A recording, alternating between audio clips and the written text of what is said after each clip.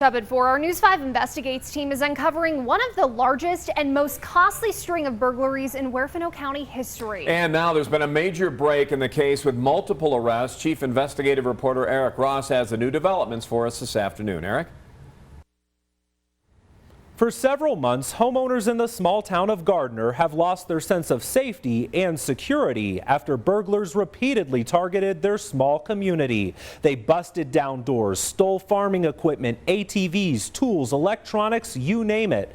Well, after a lengthy crime spree spanning over several months, the Huerfano County Sheriff's Office says they've arrested a total of 5 people in connection to various burglaries in the area.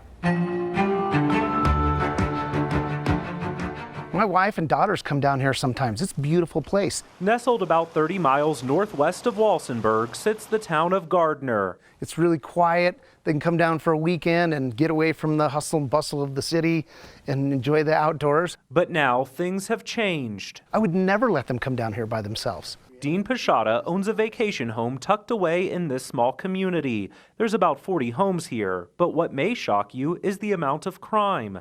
At least 25 burglaries so far this year. Some homes hit more than once. We were burglarized 3 separate times. This was the point of entry, is this big door here. They kicked it in. I've since bolted it back closed but it broke the door frame and the door itself, so those have to be replaced. Dean says the first burglary occurred back in March, and before the insurance claim could be assessed, the second one happened. I actually was coming up here to meet with an insurance adjuster, and I got here and all the doors were open, all the windows to the house and everything. I couldn't believe it. And then about a month later, thieves struck again. We realized at that point they were starting to take the house apart, stealing stuff like sinks and hot water heaters and the whole water system and those kinds of things. So the damage just got worse. Pretty soon, neighbors started getting together and talking. It's how Dean found out his neighbor just down the road from him got burglarized not once, not twice, but 4 times since January.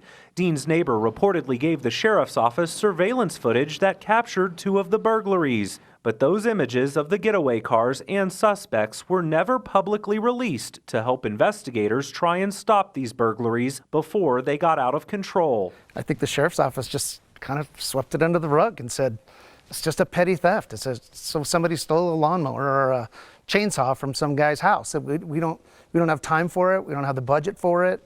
You know, they don't take fingerprints. Nothing. I mean, they didn't really investigate it, in my opinion, at all, and it just kept going. And now it became probably a multi-million-dollar situation with so many homes being hit. Sheriff Bruce Newman did not respond to repeated requests for information, but we later discovered authorities arrested 5 people in connection to burglaries spanning across the county, and some of their backgrounds raise serious questions about whether the justice system is failing to protect homeowners. Coming up later tonight, the disturbing court record showing some criminals getting arrested and then having their cases dismissed, all because of a disconnect between the sheriff and the district attorney. We'll reveal why the DA believes the sheriff's office is hindering his ability to successfully prosecute cases. This story continues on News 5 at 10 o'clock. Always watching out for you, Southern Colorado. I'm Chief Investigative Reporter Eric Ross.